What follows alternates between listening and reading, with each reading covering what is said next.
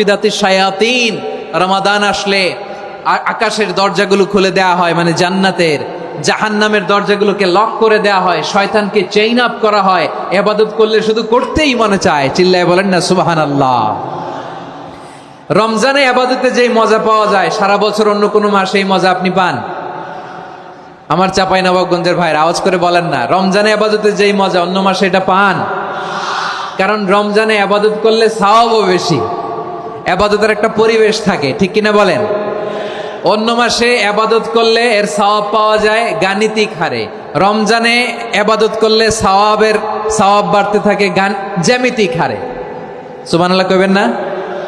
অন্য মাসে সওয়াব বাড়ে গাণিতিক হারে, রমাদানে ইবাদত করলে সওয়াব বাড়ে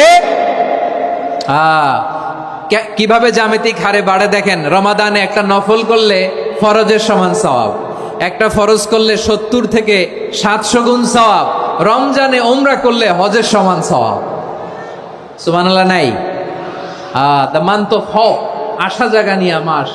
এই মাস আমাদেরকে হোপফুল করে, আশাবাদী করে। রমাদান যেমনি দ্য মান্থ অফ হোপ, আশা জাগানিয়া মাস, এট দ্য সেম টাইম এই রমাদান হচ্ছে মান্থ অফ ওয়ার্নিং, একটা ওয়ার্নিং এর মাস। নবী যেমনি আশা জাগাইছে, আবার ওয়ার্নিং দিয়েও গেছে, খবরদার। ওয়ার্নিংটা কেমন? আল্লাহর হাবিব সাল্লাল্লাহু আলাইহি ওয়াসাল্লাম মসজিদে নববীর ভেতরে, হঠাৎ তিনি মসজিদে নববীর মিম্বারে পা রেখে বললেন আমিন।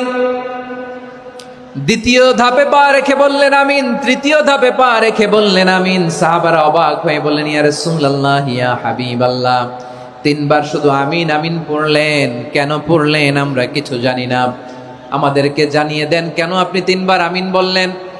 রাহমাতাল লিল আলামিন আল্লাহর হাবিব বললেন, ও আমার প্রাণের সাহাবীরা, আমি যখন মসজিদে নববীর মিম্বারের প্রথম ধাপে পা রেখেছি, সাইয়েদনা জিবরিল এসে আমাকে বলেছে, ও নবী, আপনার নাম শুনে যে ব্যক্তি আপনার উপর দুরূদ পড়ে না তার ধ্বংস। আপনি বলেন আমিন। আমি বলেছি আমিন।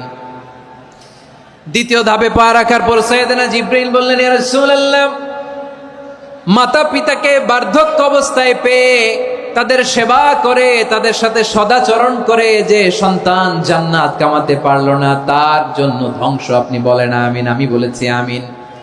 আবার মিম্বারের তৃতীয় ধাপে ঠিক যখনই আমি পা রাখলাম, সাইয়েদনা জিবরাইল বললেন, নবী, রমজান মাস পাওয়ার পরে এই মাসে ইবাদত করে যে ব্যক্তি নিজের গুনাহ মাফ করাতে পারলো না, তার জন্য ধ্বংস। আপনি আওয়াজ করে পড়েন আমিন।